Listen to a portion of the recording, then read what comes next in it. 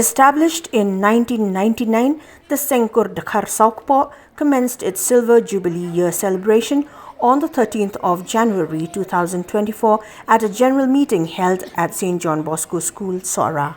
The event, hosted at the original settlement of Dkhar Wanlang, Phanbuh, Phankon, Ngapkynta and Sawian clans in the Khasi and Jaintia hills of Meghalaya, acknowledged and celebrated the contributions of individuals like Khasimon Phanbuh and Padmashree Bertha G. Dkhar. Meritorious students were recognized for their excellence, and the festivities included a diverse program with activities like a sit and draw competition for young participants and entertaining performances by various clan units. The Silver Jubilee was marked by a cake-cutting ceremony and the release of 25 silver balloons.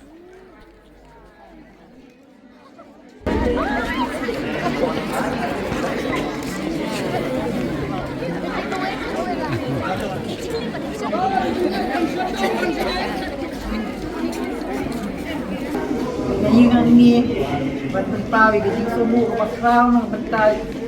Jadi kesini bawa boleh beras sini kebasan, shit kebasan, kebasan, keberapa men saya ini baru orang. Kalau ada boleh terpang ini baru bisa mentang. Jadi bisa lah, jadi kita nak batu ibu itu ini kalau sini kebasan dikenal.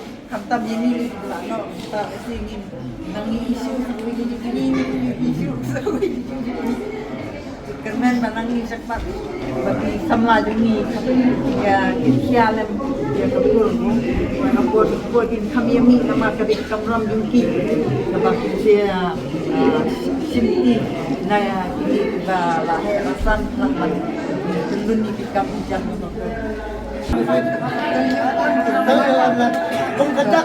Kung kadak kacang kenal yang absat itu Islam yang Jubilee pa yang kon minat kita yung nuki utak kacang ng jump itu.